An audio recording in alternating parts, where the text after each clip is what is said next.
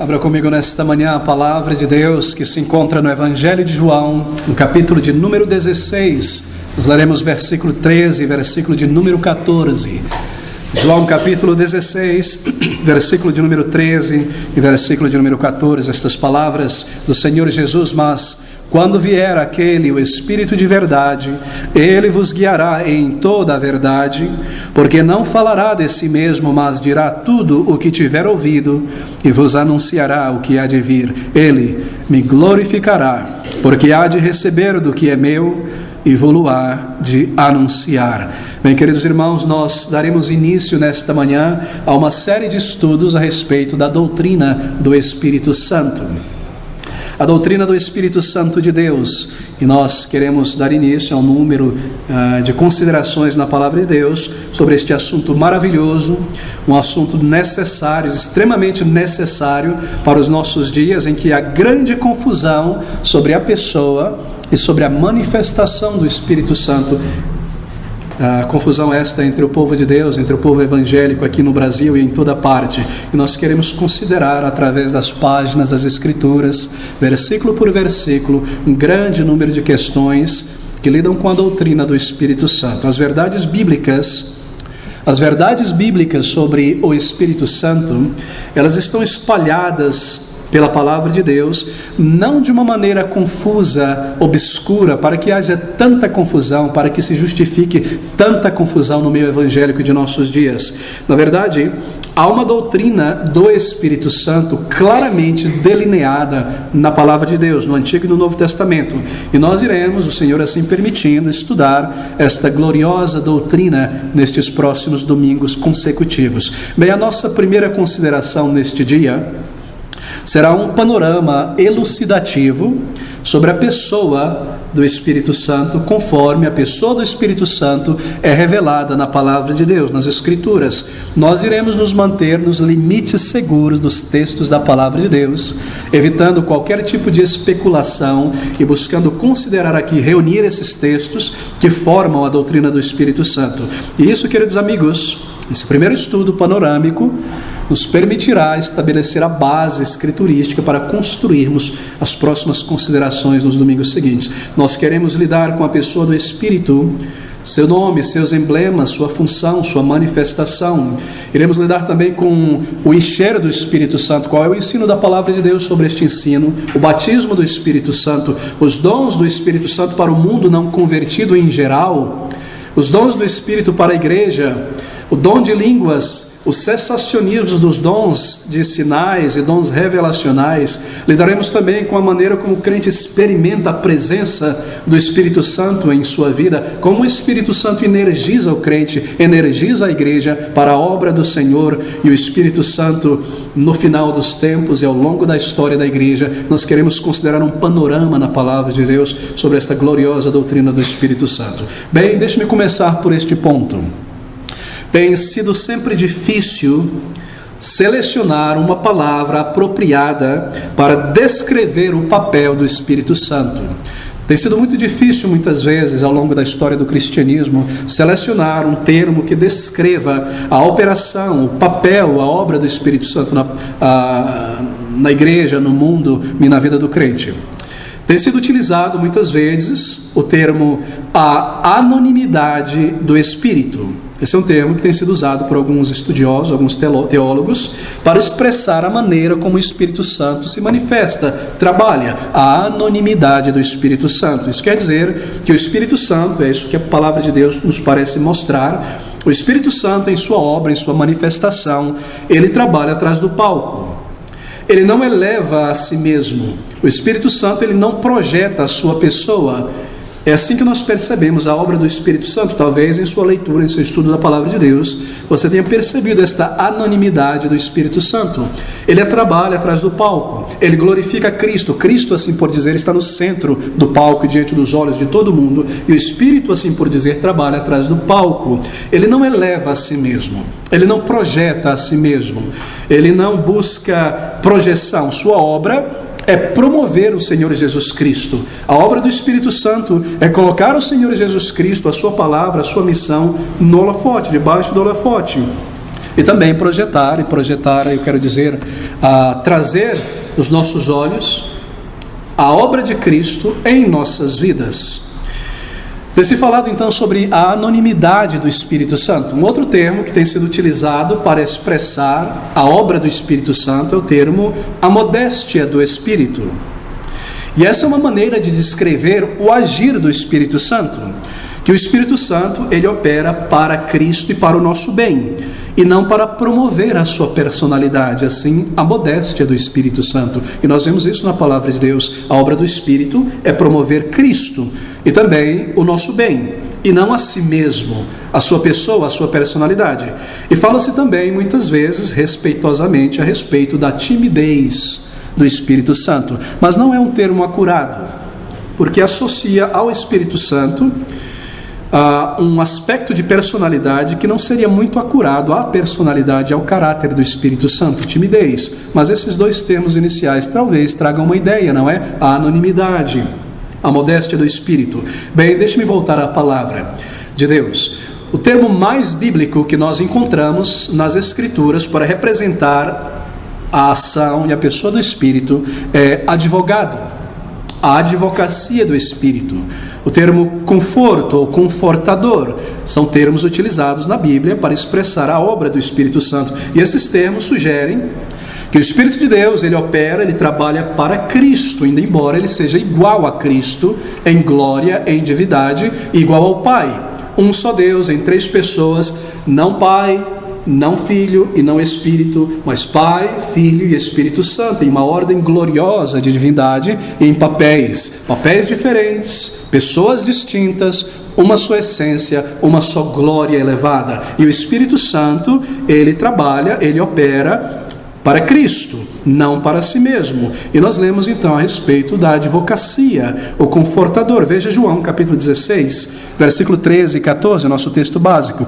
Jesus Cristo dizendo: mas quando vier aquele, o Espírito de verdade, ele vos conduzirá em toda a verdade, porque não falará de si mesmo. O Espírito não falará de si mesmo, mas dirá tudo o que tiver ouvido e vos anunciará o que há de vir. Ele me glorificará, porque há de receber do que é meu e vou-lo há de anunciar. Você percebe a modéstia, a anonimidade do Espírito? Um advogado, um confortador, ele trabalha para o outro, não para si mesmo. Eu gostaria de iniciar, meus queridos irmãos, com esta rocha, esta base sólida para a construção de nosso pensamento e nosso estudo. É muito importante, porque isso nos ajuda a compreender e apreciar a obra do Espírito Santo. Ele não projeta a si mesmo, ele não trabalha para si mesmo, mas para projetar a Cristo e pelo bem do povo de Deus. Em João capítulo 14, volte algumas páginas, no versículo 26, nós temos essa palavra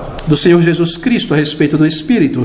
Mas aquele Consolador, o Espírito de Deus, está com letra maiúscula e o C, ele é divino, mas aquele Consolador, o Espírito Santo, que o Pai enviará em meu nome, esse vos ensinará todas as coisas e vos fará lembrar de tudo quanto vos tenho dito. Bem, primariamente essas palavras, ele vos conduzirá em toda a verdade e vos ensinará todas as coisas e vos fará lembrar de tudo quanto vos tenho dito. Primariamente essas palavras são uma promessa dada aos apóstolos, aos discípulos, que sugere que o Espírito de Deus, quando ele viesse, ele iria trabalhar, operar para Cristo, e ele iria iluminar a mente dos discípulos, dos apóstolos, a toda a verdade revelada por Deus, para que os apóstolos registrassem a verdade no Novo Testamento.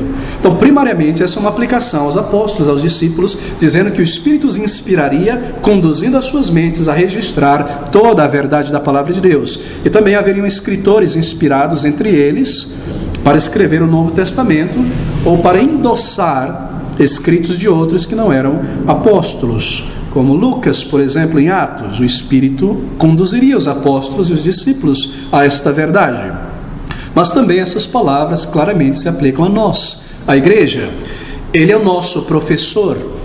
É o Espírito quem nos conduz à verdade da palavra de Deus. É o Espírito quem salva, assim por dizer, porque é o Espírito quem aplica os méritos de Cristo a uma vida. É o Espírito quem conduz alguém a Cristo. É o Espírito quem abre os olhos, quem desperta a mente, a consciência dormente. Ele que nos leva à verdade do Evangelho, nos dá a graça do arrependimento e da fé e nos conduz a Cristo Jesus. E desde então, é Ele quem nos ensina. Ele é o nosso professor na palavra de Deus. Aqui está a palavra de Deus. Essa é a palavra, a rigor do Espírito. Foi Ele quem conduziu aqueles homens, profetas, no passado e no Novo Testamento, e os apóstolos a registrar toda a verdade. Nós estamos lidando com a palavra do Espírito, a palavra de Deus. Ele é o nosso professor. Ele nos conduzirá à verdade, nos tem conduzido à sua verdade, a verdade que Ele tem inspirado. Assim, essas palavras também se aplicam a nós. Em João capítulo 15, versículo de número 26, nós lemos: mas quando vier o Consolador, que eu da parte do Pai vos hei de enviar, aquele Espírito de verdade que procede do Pai, Ele testificará de mim. O Espírito de Deus é aquele que ilumina o coração e ensina de Cristo, e o Espírito de Deus é aquele que está em nós para ensinar e para testificar e nos acompanhar no caminho da verdade. Ele, em todos esses aspectos, Ele não fala de si mesmo, Ele não aponta para si mesmo, Ele conduz o crente a Cristo. E embora Ele haja de uma maneira poderosa, mas discreta, Ele é bastante ativo nesta obra.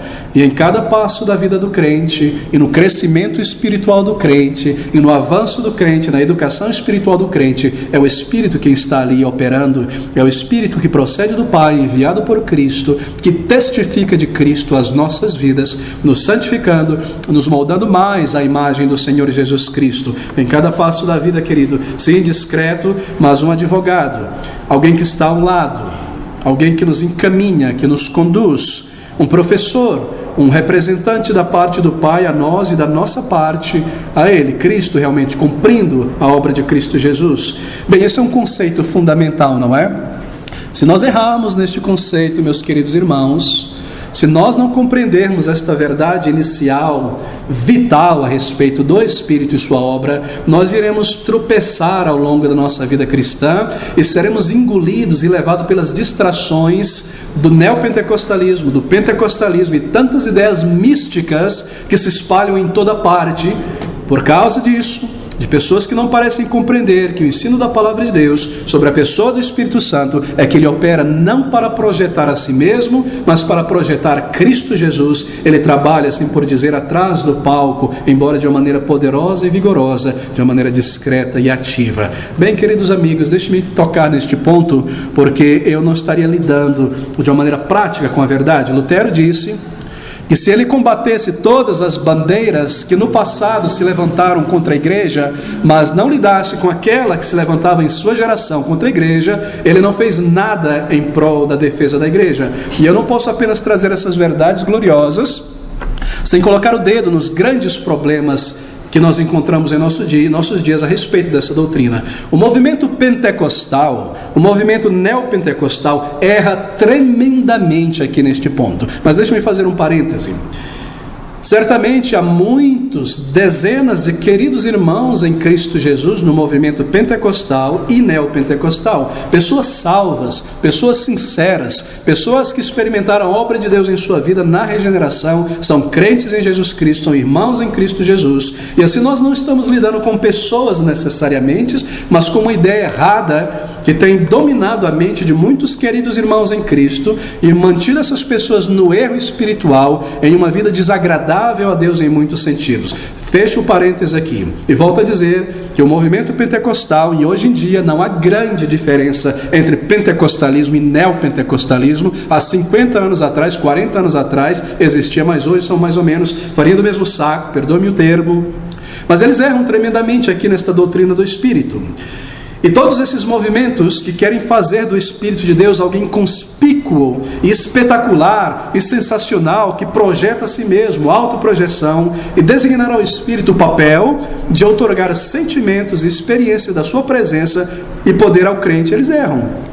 Porque não parecem compreender este princípio bíblico, que o Espírito não falará de si mesmo, mas receberá de Cristo, recebeu de Cristo para falar dele e das coisas dele e conduzir os seus servos, apóstolos e discípulos no início da igreja, no primeiro século, a toda a verdade para que registrassem esta verdade e o seu povo ao longo da história a esta verdade que ele próprio inspirou. O neopentecostalismo e o pentecostalismo falam muito sobre o Espírito, mas falar muito sobre o Espírito não significa ter uma doutrina do Espírito Santo, e é isso que nós queremos considerar e precisamos considerar nesta manhã. Queridos amigos, esta ideia de designar ao Espírito Santo o papel de outorgar sentimentos e experiências da sua presença e poder ao crente não é bíblica. Isso é o contrário ao papel fundamental descrito por Cristo do Espírito Santo. De sua postura quase anônima, discreta, ele opera sua obra espiritual grandiosa, poderosa, sem ser percebido, sem dar a si mesmo a projeção. Mas ao mesmo tempo, o Espírito de Deus deve ser reconhecido, sim. Ele deve ser reconhecido, ele deve ser adorado, e a nossa confiança nele deve ser colocada assim. E nós devemos valorizar todas as coisas que ele opera em nossa vida, e ele deve ser invocado na adoração para nos auxiliar a adorar a Deus de uma maneira apropriada. Nós sabemos que é ele, não é? Que traduz as nossas orações, assim por dizer, como diz Paulo em Romanos. De outra maneira, como nós poderíamos trazer ao Senhor uma adoração digna, orações que são resultado de uma mente regenerada, de um coração transformado, verdadeiros sentimentos. Ele faz isso, ele opera desta maneira, e assim nós devemos reconhecer e buscar o seu auxílio no estudo da palavra, na adoração, no serviço do Senhor, para andarmos na presença do Senhor e valorizarmos estas coisas. Assim, quanto à obra do Espírito Santo, ao descrevê-la, nós devemos manter este balanço em nossas mentes, ok? Queridos amigos, tendo isso em vista, então, deixe-me aplicar.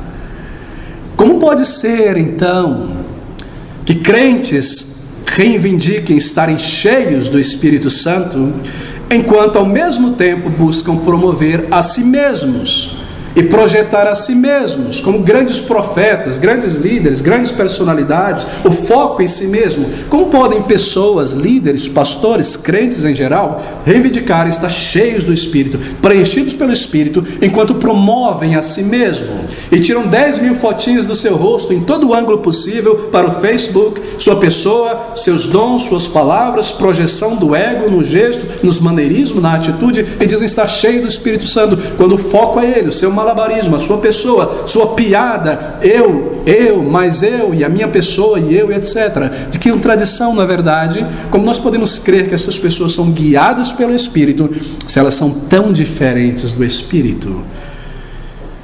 Nós erramos e não andamos pelo Espírito quando buscamos projetar a nós mesmos e as nossas próprias habilidades, a nossa capacidade no meio do povo de Deus, quando nós nos colocamos sobre o holofote como grandes personalidades, copiando a malícia deste mundo que põe o foco em si mesmo. Como pode ser estas coisas no meio do povo de Deus, quando o próprio Espírito, que empodera, quem salva, que responde à oração, é discreto?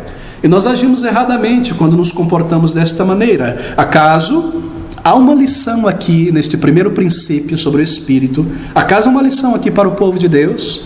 Certamente que há uma lição nessa característica do Espírito para nós. Bem, na igreja, meus irmãos, nós servimos a Cristo e uns aos outros sem buscar projeção pessoal.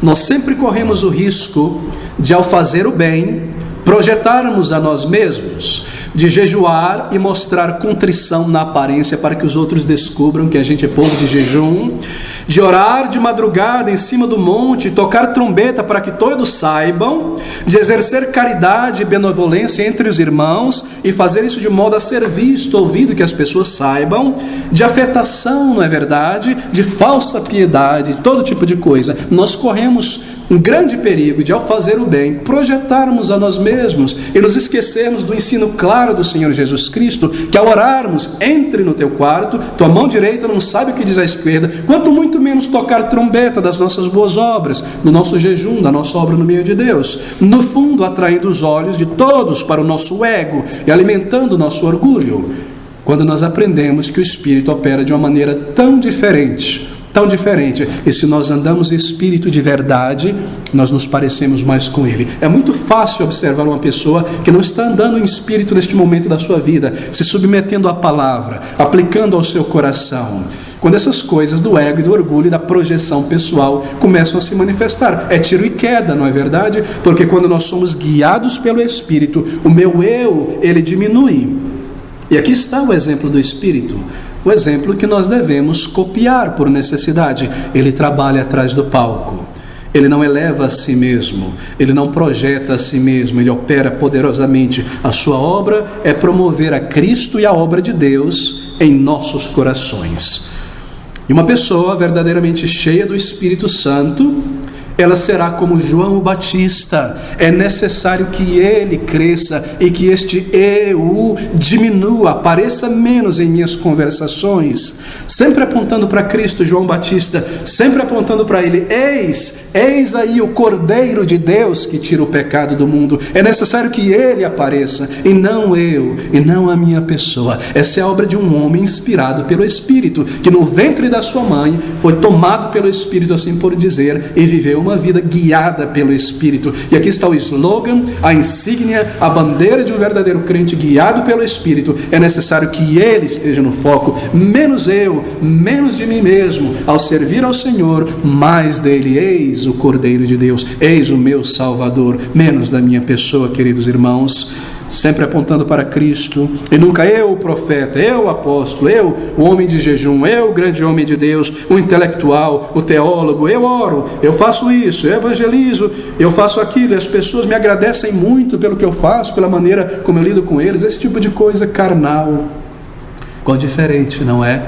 Do Espírito Santo de Deus. Quão pequenos nós somos e quão horrível é o nosso orgulho. Veja, é o Espírito quem responde à oração, quem salva, quem toca o coração no evangelismo, e nós trazemos a glória para nós mesmos. É Ele quem cumpre todas estas coisas, e nós colocamos o foco em nós mesmos. Foi eu que evangelizei e essa pessoa veio. Foi eu que orei e isso aconteceu. Foi eu quem jejuei e os montes se moveram.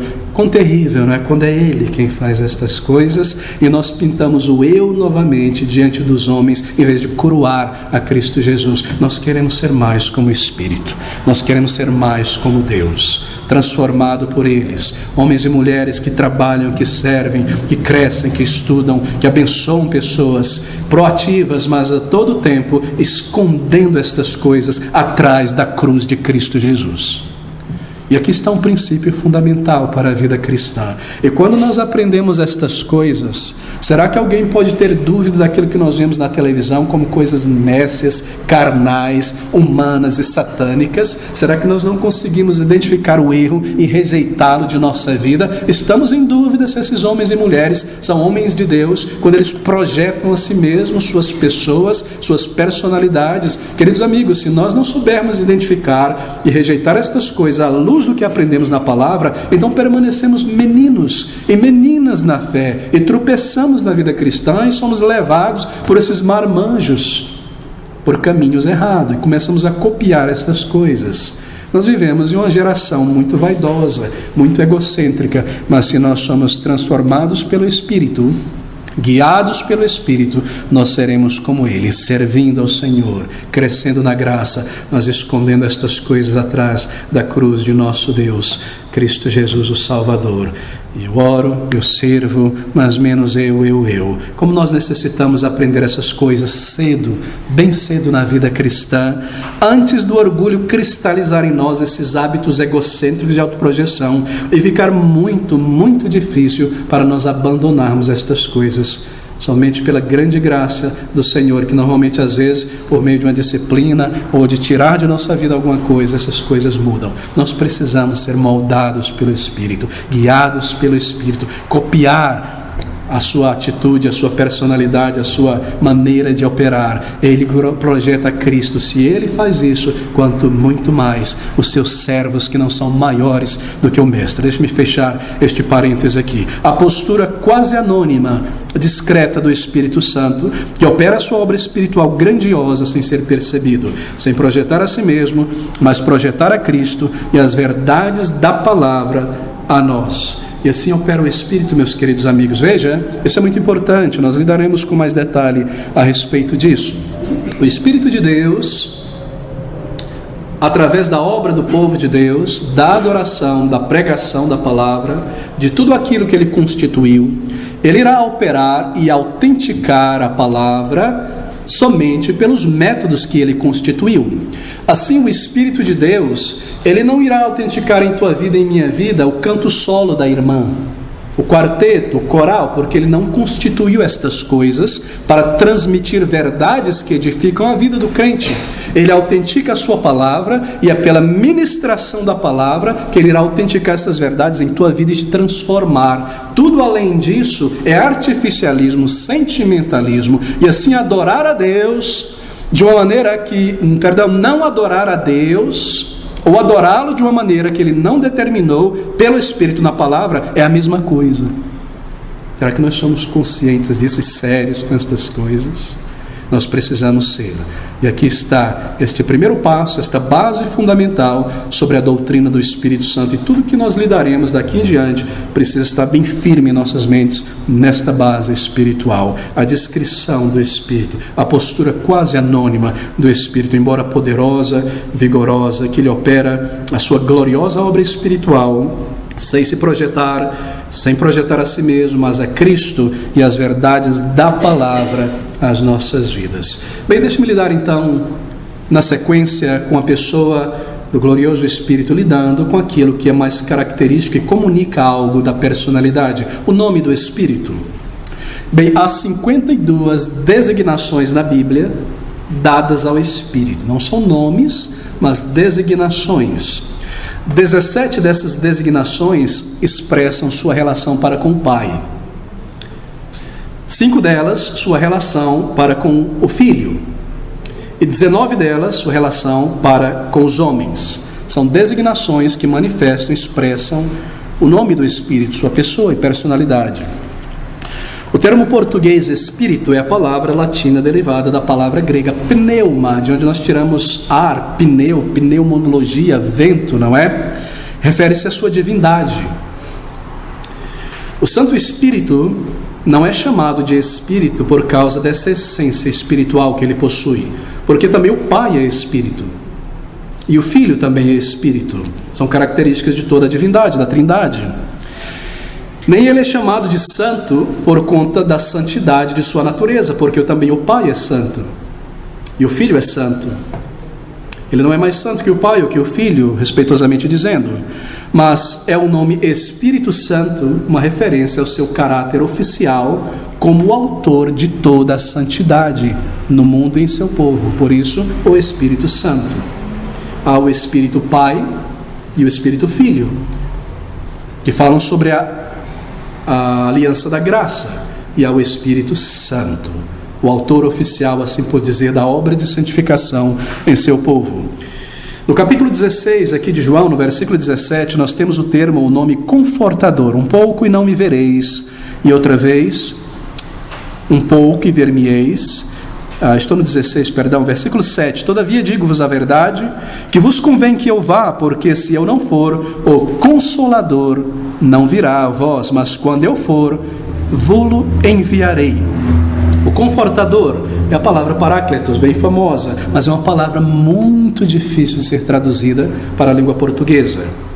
Paráclitos traz uma ideia de aquele que se põe ao lado, que se coloca de lado, ao lado.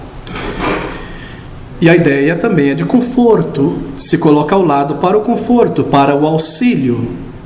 Ele é chamado de confortador assim. Paráclitos, os discípulos necessitavam muito de um confortador, alguém que se colocasse ao lado deles. O Senhor Jesus Cristo, ele tinha sido ao longo de sua vida e ministério este Paráclitos, este confortador para os discípulos. Nos ombros de Jesus Cristo, os discípulos se recostaram em toda a perplexidade e dificuldade, mas agora ele partiria para o Pai.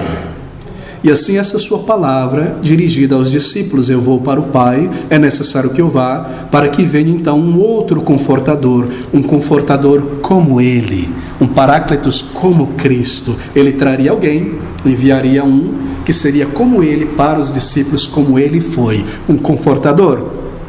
Mas eles foram confortados por Cristo. Quem poderia confortar mais que o Salvador?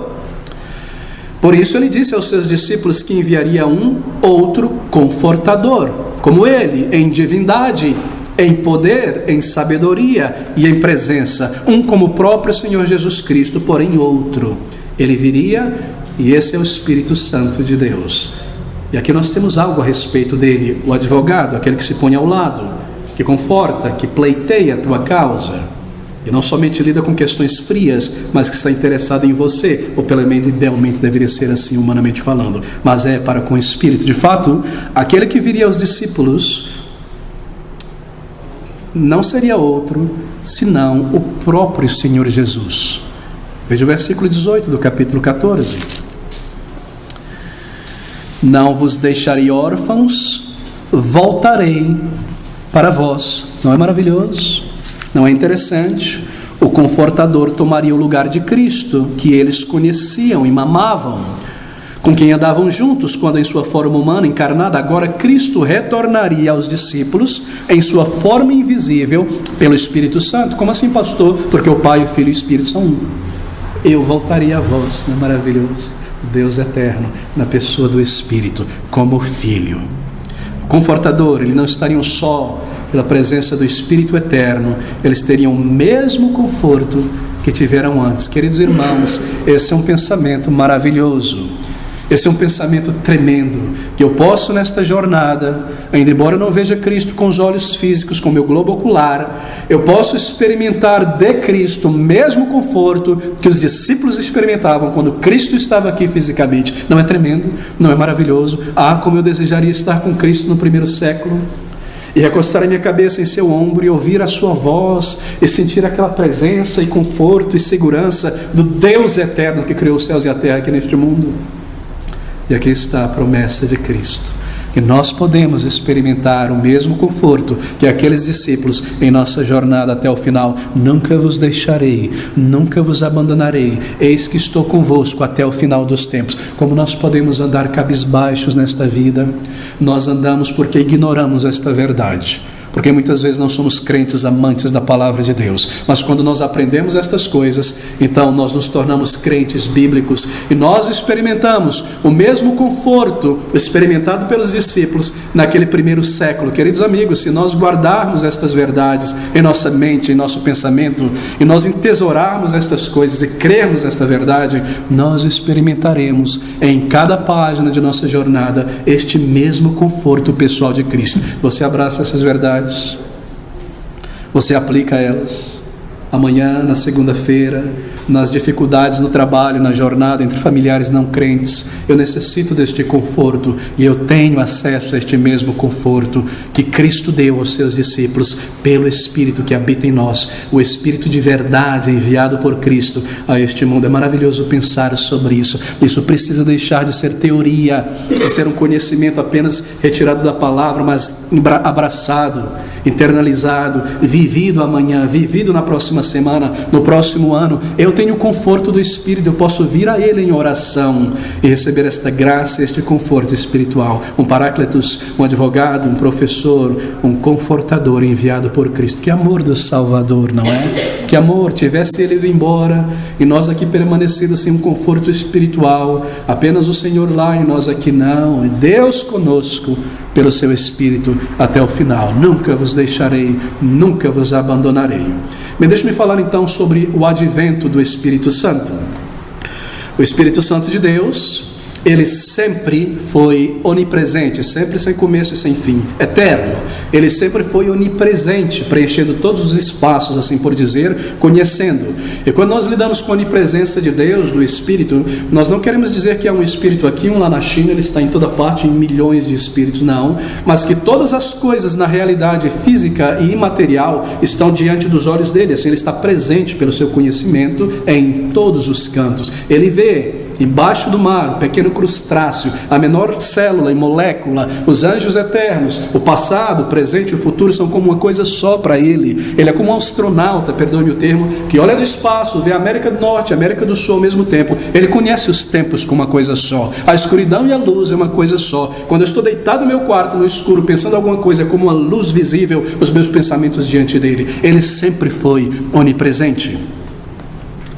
Mas agora ele se encontra em nosso meio, e de um modo que ele nunca se encontrou antes, da sua vinda permanente a este mundo. Houve um momento em que ele veio pessoalmente a este mundo e permanece aqui.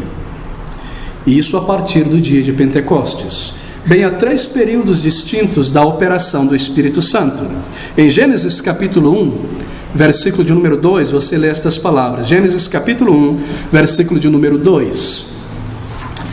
O Espírito de Deus se movia sobre a face das águas. E nós lemos que o primeiro momento distinto da operação do Espírito Santo foi na criação. Então nós temos um período que vai da criação até Cristo. Gênesis 1:2, o Espírito de Deus se movia sobre a face das águas. E nós lemos que ele se manifesta na criação. Nós lemos também que ele se manifestou aos homens do Antigo Testamento, ele veio a eles. Ele encheu muitos deles com seu Espírito. Ele contendeu, pleiteou com os homens por causa de seus pecados antes da destruição do mundo pelo dilúvio. Mas ele não estava neste mundo permanentemente. Esse é o primeiro período da operação do Espírito. Então, da criação até Cristo. Ele vinha muitas vezes, enchia profetas, ungia, dava poder, dava graça para uma obra, Gideão, tantos outros. Mas ele não estava aqui permanentemente. Então nós temos um segundo período, de Cristo até o dia de Pentecostes. E nós lemos no Novo Testamento que ele preencheu João Batista, Elizabeth, Zacarias e o próprio Salvador. O Senhor Jesus Cristo, ele foi descrito como concebido pelo Espírito. Lucas 1:35. Como ungido, separado para a sua obra pelo Espírito, Mateus 3,16. Ele foi o Senhor Jesus, guiado pelo Espírito, Marcos 4, versículo 1, para a sua nota e estudo posterior em casa. Ele foi ensinado pelo Espírito, Atos capítulo 1, versículo 2. Ele operou milagres pelo Espírito, Mateus 12, 28. Ele ofereceu a si mesmo pelo Espírito, Hebreus 9, 14. E ele foi ressuscitado pelo Espírito, Romanos 8, 11. Sabe que isso nos diz que Jesus Cristo foi verdadeiramente homem. E ele precisou do poder do Espírito. Claro, ele nunca deixou de ser Deus. E ele ressuscitou a si mesmo pelo seu próprio poder, mas foi ressuscitado pelo Espírito, Romanos 11, 8. E ensinado e guiado. Eu não falo as minhas coisas, dizia ele, mas tudo aquilo que ouço do Pai vos revelo. Como um homem encarnado, ele foi guiado e empoderado pelo Espírito Santo de Deus. Bem, alguns pontos importantes aqui. Terceiro, nós temos então a operação do Espírito do Pentecostes até o retorno de Cristo. A primeira operação da criação até Cristo, de Cristo ao Pentecostes, e do Pentecostes até o retorno do Senhor Jesus Cristo. Pouco depois da ascensão de Cristo, o Espírito veio ao mundo em caráter permanente. Sua vida permanente foi o cumprimento, na verdade, de uma profecia do Antigo Testamento que está em Joel, capítulo 2, abra comigo, versículo 28 e versículo 32. Joel capítulo 2, versículo 28 e 32. Aqui está a profecia apontando para esta vinda permanente do Espírito. Versículo 28. E há de ser que depois derramarei o meu Espírito sobre toda a carne, e vossos filhos e vossas filhas profetizarão, os vossos velhos terão sonhos, os vossos jovens terão visões. Veja o versículo 32. E há de ser que todo aquele que invocar o nome do Senhor, a partir daquele momento será salvo. Claro, salvação sempre foi a obra do Espírito, porque no Monte Sião, isto é, em Jerusalém, haverá livramento, assim como disse o Senhor, e entre os sobreviventes aqueles que o Senhor chamar. Veja agora o apóstolo Pedro dizendo que essa profecia se cumpriu naquele dia, em Atos capítulo 2, abra comigo, versículo de número 39, Atos 2, versículo de número 39, o cumprimento dessa profecia de Joel, naquele grande dia, com a descida do Espírito e a conversão de milhares de homens e mulheres. Atos 2, versículo 39. Porque a promessa de Joel vos diz respeito a vós. Isso é Pedro pregando ali em Jerusalém, no templo. A promessa diz respeito a vós, a vossos filhos e a todos os que estão longe, a tantos quanto Deus nosso Senhor chamar. Você percebe? Essa promessa se cumpre ali em Atos. Essa é a vinda do Espírito Santo. E o cumprimento dessas palavras também é o cumprimento dessa promessa das palavras do próprio Senhor Jesus Cristo. Nós vemos isso em João capítulo 7, versículo de número 39. E isto disse ele, Jesus, do Espírito que haviam de receber os que nele crescem, porque o Espírito Santo ainda não fora dado permanentemente, por ainda Jesus não ter sido glorificado. Agora atente para isso. Alguns pontos importantes aqui para a nossa compreensão sobre o advento, a vinda do Espírito. 3 momentos: criação até a vinda de Cristo ao Pentecoste, do Pentecoste ao retorno. O Espírito virá aqui. Primeiro, o período da vinda do Espírito Santo permanentemente a este mundo aconteceu 50 dias depois da ressurreição de Jesus Cristo. Isso não foi coincidência, isso foi predeterminado. 50 dias após a ressurreição de Cristo, o Consolador, o Espírito, deveria vir, coincidindo a data da vinda do Espírito com a data da comemoração da festa das semanas em Israel, festa das 50 semanas, Pentecostes. Ele deveria vir no dia da comemoração do Pentecostes, uma festa tradicional judaica. Daí a relação da vinda dele a este mundo com o Pentecostes, aquele dia. Por isso, sua vinda tem sido designada como Pentecostes. Tudo isso fora designado, predeterminado no Antigo Testamento. Primeiro ponto. Segundo, você se recorda que o sacrifício do Cordeiro Pascual, que tipificava uma figura do sacrifício de Cristo, apontava para o dia em que Cristo haveria de morrer, não é? A morte do Cordeiro lá no Egito, o sangue nos umbrais, o sacrifício do Cordeiro ao longo da Páscoa, deveria ser uma mensagem à mente dos judeus que Deus haveria de enviar um Messias, um sacrifício pelo pecado seria necessário. Aquele Cordeiro sempre apontou para Cristo. E quando ele chegou, está ali João dizendo: eis aí o Cordeiro que Deus preparou desde sempre para a salvação, que apontava o sacrifício da Páscoa. Então aquele dia da Páscoa, o sacrifício do Cordeiro apontava para Cristo. Cristo é sacrificado, lembre-se, no Novo Testamento, na Páscoa. Cristo como Cordeiro Pascual. Na manhã após o sábado, o sabá, o descanso, a manhã após este dia é o domingo. Naquele dia, de acordo com a festa dos judeus, aquele molho do primeiro fruto da colheita, era o período da colheita dos grãos de trigo.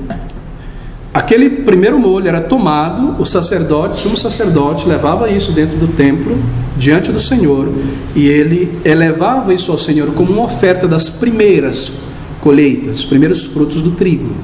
Os frutos, não é, azeitona, figos, uvas, seriam no final do ano, mas ali já era o início da colheita dos grãos, primeiros frutos dos grãos. Ele tomava o molho, entrava no templo e oferecia ao Senhor como as primícias das colheitas. Isso acontecia no dia depois do sacrifício do Cordeiro, no domingo, representando a ressurreição de Cristo, o primeiro fruto dentre os que dormem, tudo apontado no Antigo Testamento. O sacrifício do Cordeiro, apontando a morte de Cristo, e cumpre na Páscoa. No dia seguinte, os primeiros moles, Cristo ressuscitando no domingo, um símbolo dele. Sabe o que acontece? Esse momento da segunda, do domingo, marca o início do período da colheita em Israel. É um símbolo que aponta, obviamente, para a ressurreição de Cristo. Cristo como as primícias.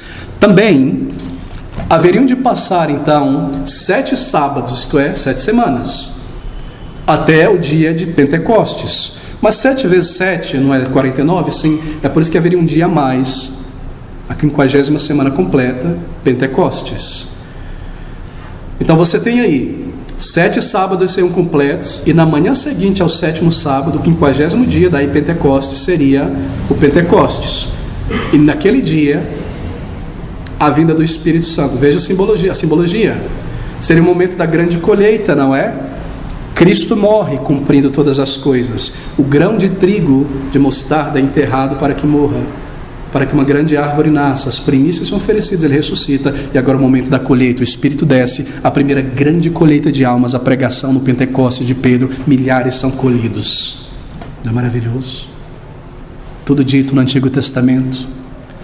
Isaías 53 precisa vir depois de Isaías 51. Cristo sendo oferecido, e agora a igreja, que já existia dos salvos no Antigo Testamento, deve mover as suas tendas, alargar as suas tendas, ampliar, não apenas um grupo pequeno de eleitos, uma grande multidão a partir daquele dia. Tudo sendo predito, tudo apontado. Será que nós não necessitamos do Antigo Testamento? E aqui está então um símbolo que anuncia a vinda permanente do Espírito, Pentecostes. O dia da colheita, milhões, milhares seriam colhidos, não é? Muitos, não só um molho, Cristo, uma semente, uma grande árvore, milhares de frutos. O fruto do seu trabalho, Isaías 51. Com a vinda do Espírito Santo, colheita de almas, pregação do Evangelho em toda parte, e pela pregação aberta do Evangelho, a primeira grande colheita em Atos 2, Cristo, grão de trigo morto, enterrado, imediatamente muitos frutos. E essas figuras estão todas no Antigo Testamento. Essas datas, cerimônias instituídas por Deus para o povo seguir, eram figuras que deveriam ensinar a mente daquele povo, símbolos, apontando para a obra de Cristo, sua vida, sua morte, ressurreição e a vinda do Espírito Santo. Bem, o Senhor comandou aos discípulos que esperassem em Jerusalém e eles seriam cheios do Espírito, não é? Veja Lucas 24, ali nós temos, veja isso com calma depois em casa.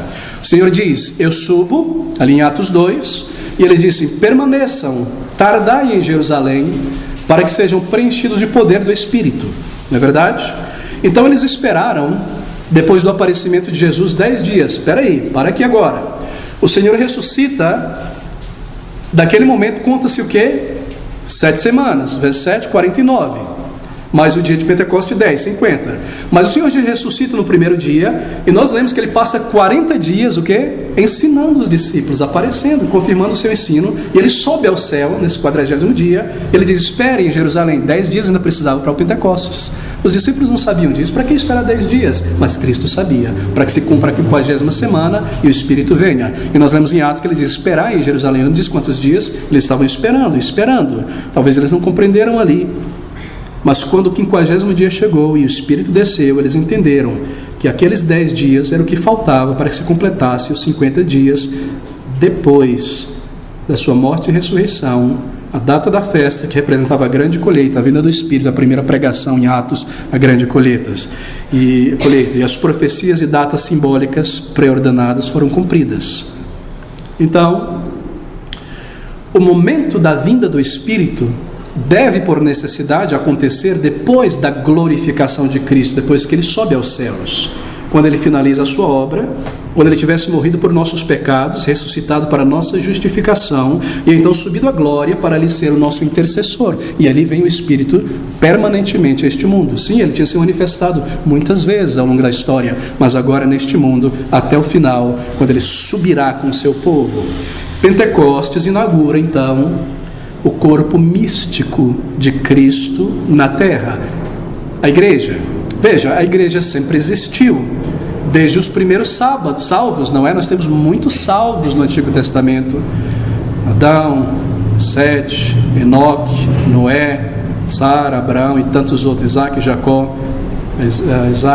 Israel, mas ali é um gato pingado, assim por dizer, e eles estão espalhados, não é, por toda parte, em várias nações. Pessoas salvas entre os gentios estão unidos apenas por um mesmo sentimento em relação ao Messias que viria, mas eles seriam agora unidos, uma unidade, um templo habitado pelo Espírito Santo. Isso inaugura, assim por dizer, o corpo místico de Cristo neste mundo. O Pentecostes foi o dia de instalação permanente do Espírito como administrador das questões da igreja até o retorno de Cristo. Ele inspiraria os apóstolos para trazer as diretrizes para a igreja, é ele quem está administrando, para que a igreja viva de acordo com a palavra, seja organizada de acordo com as diretrizes da palavra.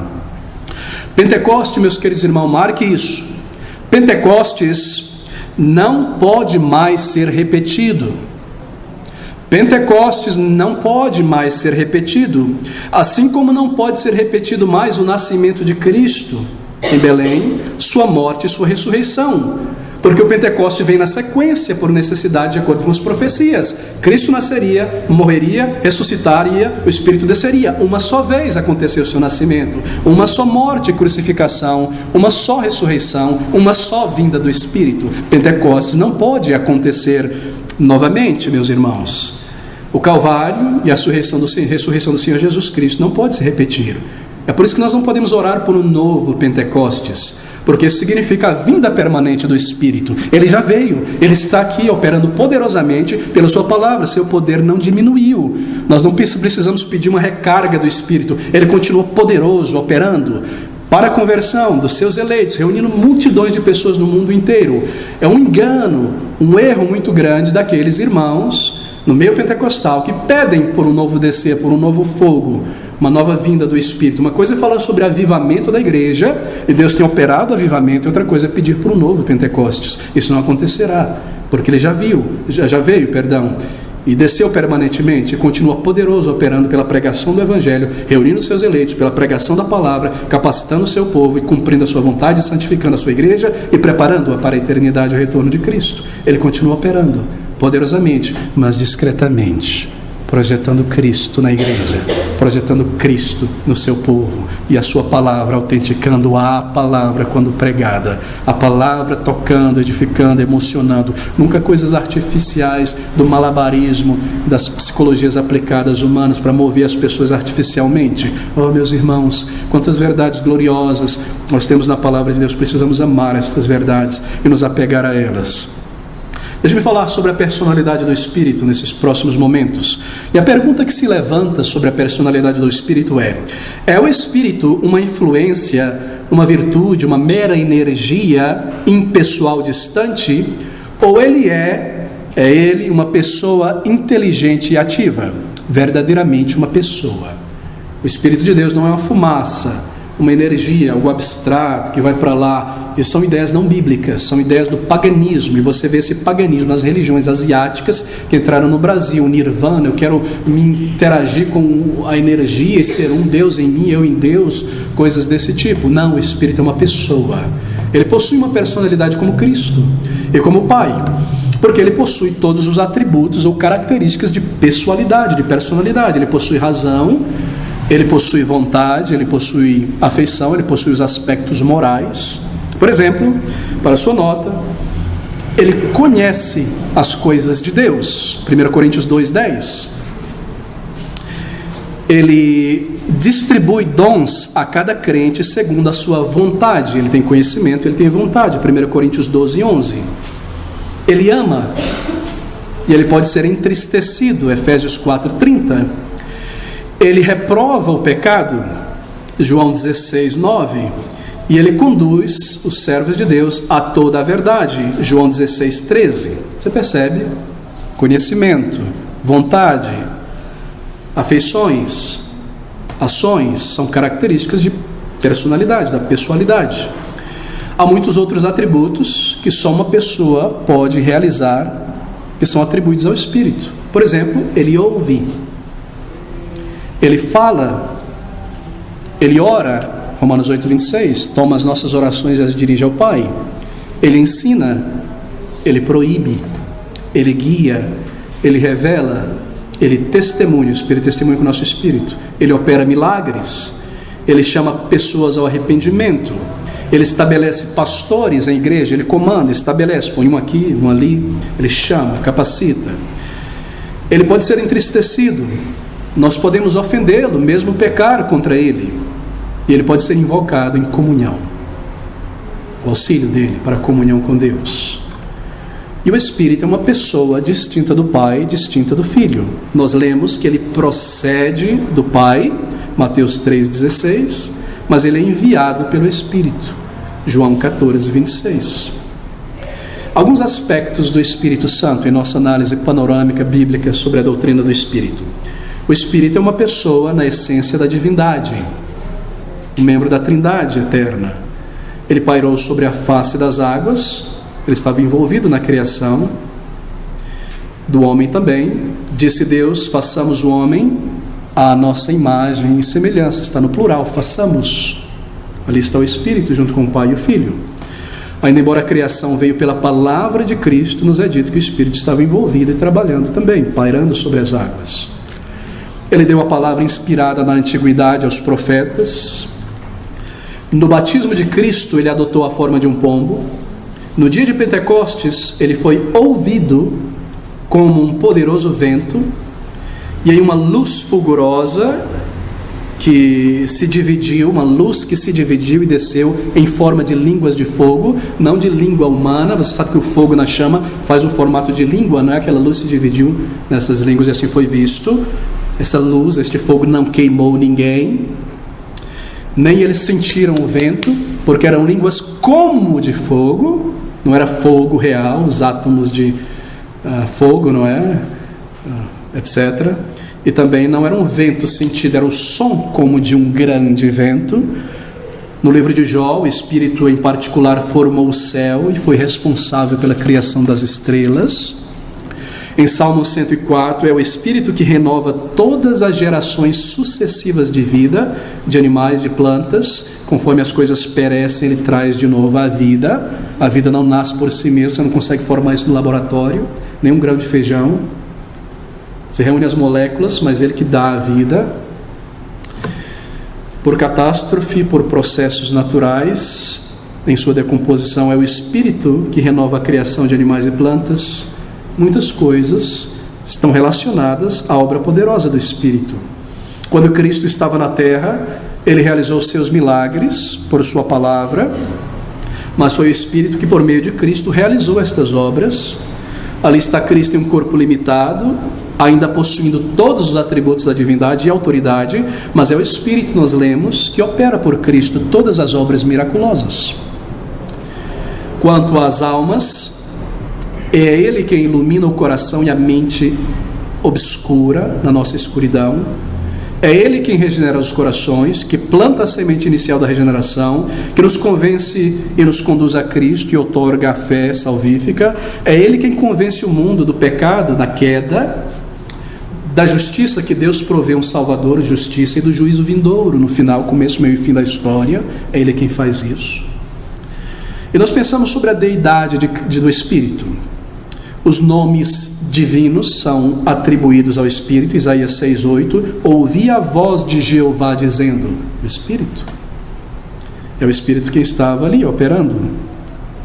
Paulo, ao citar essa passagem de Isaías em Atos 28, 25 e 26, ele diz, bem falou o Espírito através de Isaías, esse povo me honra com seus lábios. Isaías diz, ouvi Jeová dizendo, esse povo me honra com seus lábios, seu coração está longe. Paulo diz, bem disse o Espírito, esse povo me honra com seus lábios. Nomes divinos são dados ao Espírito. Em Atos capítulo 5, versículo de número 4, ele é expressamente chamado de Deus. O Espírito é chamado de Deus, expressamente em Atos capítulo 4, capítulo 5, versículo de número 4. Deixa-me ler esse, porque traz dúvida muitas vezes. Atos 4, 5, versículo 4, as palavras.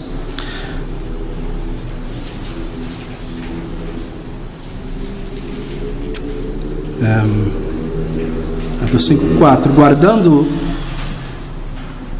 isso aqui é o pecado de Ananias e Zafira, que diz Pedro, pecou contra o Espírito, tendo vendido a propriedade e dado parte. Poderia ter dito, aqui é só parte, mas disse, não, aqui é o preço inteiro. Mentira. Poderia ter dito, aqui é só metade, minha oferta é metade, mas preferiram mentir para o Espírito, dizendo que está o valor inteiro da propriedade. E Pedro responde, guardando-a, não ficava para ti, e vendida não estava em teu poder, porque formaste este desígnio em teu coração, não mentistes aos homens, mas a Deus. Veja o versículo anterior, diz, então Pedro, Ananias, por que encheu Satanás o teu coração, para que mentisses ao Espírito Santo? Porque formaste este desígnio em teu coração, não mentiste aos homens, mas a Deus. O Espírito é expressamente chamado de Deus. As perfeições da divindade são atribuídas ao Espírito. É atribuído ao Espírito a eternidade, Hebreus 9:14, a onisciência, 1 Coríntios 2:10, a onipotência, Miqueias 3:8, a onipresença, Salmo 139, versículo 7. As obras da divindade são referidas ao Espírito, obras da criação, obras da providência, Salmo 104:30, obras da regeneração e a ressurreição, João 3:5. A adoração divina é dada ao Espírito. Nós somos batizados no nome do Espírito, assim como do Pai e do Filho. No livro de Apocalipse, nós somos comandados a ouvir as admoestações do Espírito às igrejas. Embora não haja menção de oração dirigida ao Espírito, é Ele quem traduz nossas orações. Nós podemos incorrer em pecar contra o Espírito, todo pecado é contra Deus, não é? Os emblemas do Espírito. Há muitas palavras emblemáticas na Bíblia para representar a pessoa e a obra do Espírito. E Deus escolheu usar vários termos para expressar aquilo que por meio de prosa, de texto, seria muito extenso e impossível expressar sobre o Espírito. Assim, escolheu emblemas em relação ao Espírito e à sua obra. E esses símbolos emblemas comunicam muito a respeito da pessoa e da obra do Espírito. O Espírito é descrito, representado pelo emblema do fogo. Isaías 4:4. O Espírito de ardor. Quando o Senhor lavar a imundícia das filhas de Sião e limpar o sangue de Jerusalém, do meio dela, com o espírito de justiça e com o espírito de ardor. Mateus capítulo 3, versículo de número 11, Jesus batiza com o espírito e com fogo. Fogo aqui significa purificação, fogo que separa a impureza do ouro, da prata. O Espírito é representado pelo emblema do fogo. Cristo veio lançar fogo sobre a terra. Espírito. Lucas 12:49. Uma referência à divisão que o fogo traz, separa entre o ouro e a impureza. Também uma referência à comoção espiritual e à divisão que seria causada na terra pela proclamação do Evangelho. No Pentecostes, a manifestação visível do Espírito foi de fogo. O emblema de que o Espírito estava descendo, trazendo fervor na obra, ousadia para pregar o Evangelho. Antes, escondidos os discípulos com medo, temorosos, fechados no cenáculo, daqui a pouco em praça pública, pregando. Fervor, fogo. O instrumento naquele momento, claro, seria línguas. Eles precisavam comunicar em uma língua estrangeira às pessoas que estavam em Jerusalém, de países estrangeiros, para que o Evangelho cumprisse. Outro emblema do Espírito é o vento. O Espírito é revelado por esse emblema em 3 lugares diferentes da Bíblia. Ezequiel 37, de 7 a 10. A reanimação dos ossos secos, não é? O vento, seu poder vivificador é evidente ali. João 3:8, referente à sua obra regenerativa.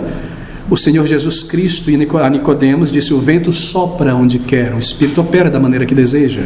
Penetra, vivifica, purifica a vida que ele deseja. Atos 2:2, o som de um poderoso vento encheu a casa. Deixa eu fazer uma nota aqui, por causa da confusão que talvez se forme na mente. As línguas de fogo foram vistas e o vento foi ouvido, mas nada físico foi sentido ali. Nem o fogo ou o vento foram realidades físicas ou materiais no dia de Pentecostes.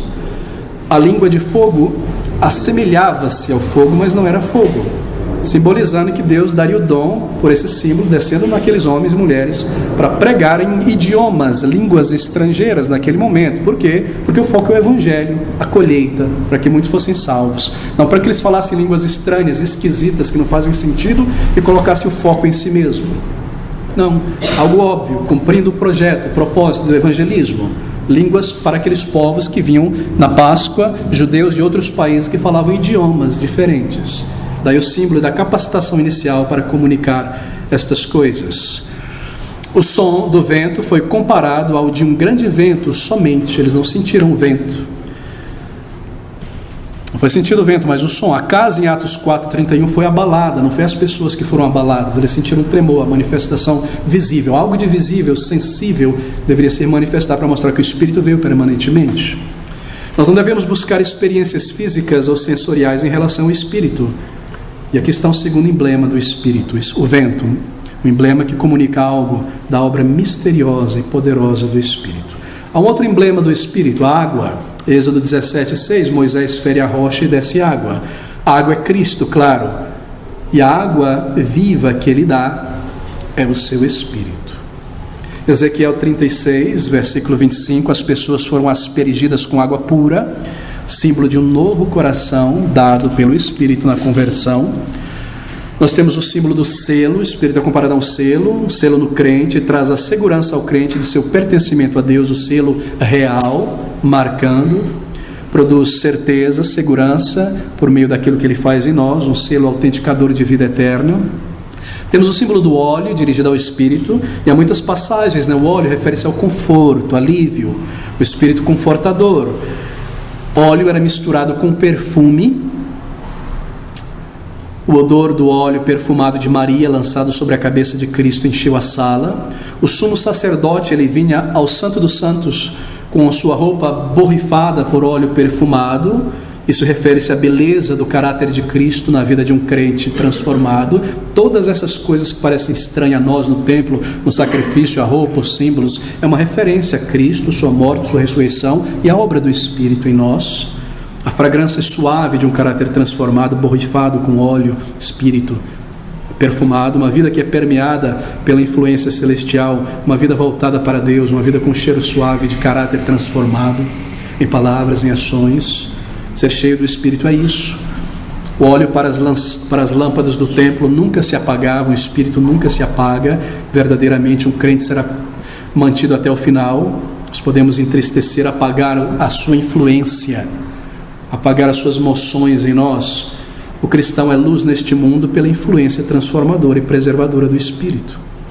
Nós lemos a respeito do óleo da alegria, em Isaías 61:3, o conforto e a alegria que o Espírito traz nas provações, confortador.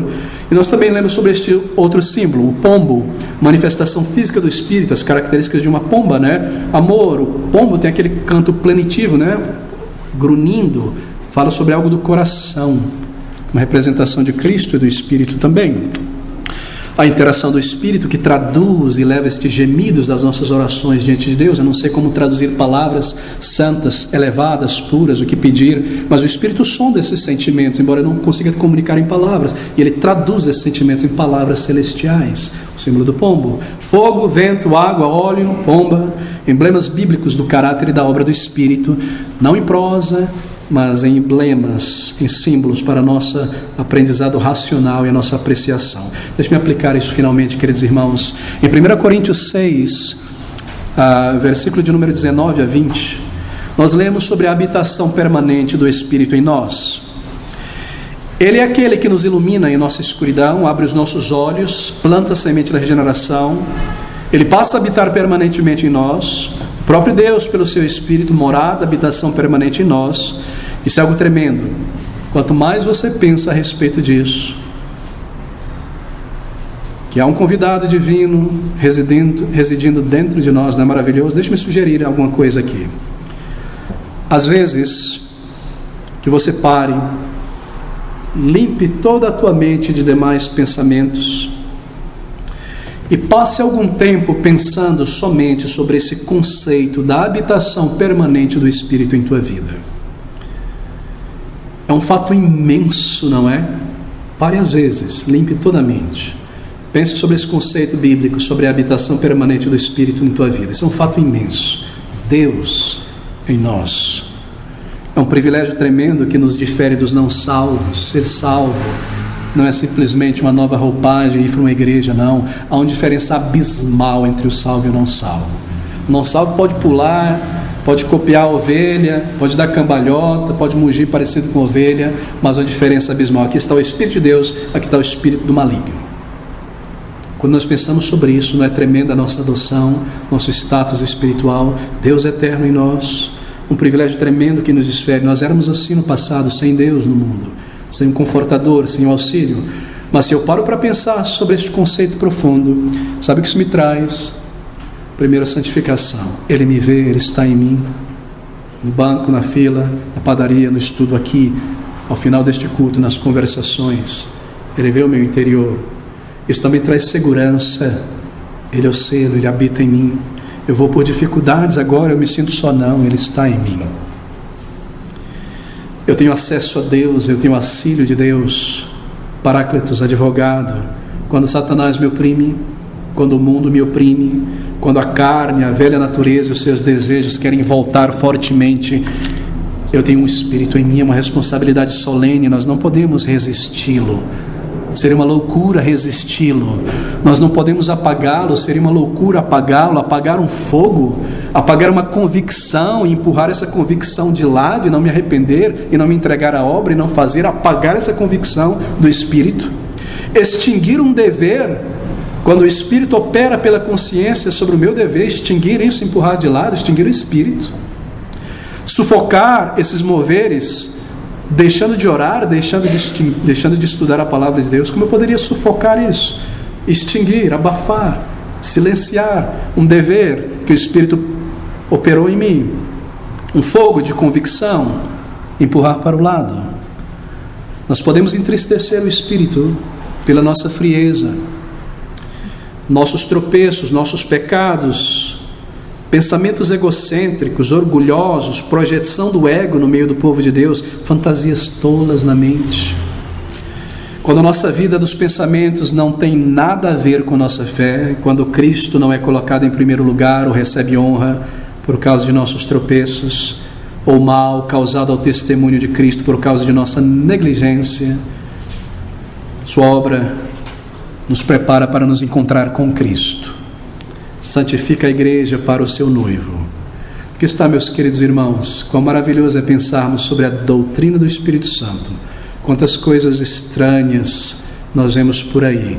Mantenha-se nos limites da palavra de Deus.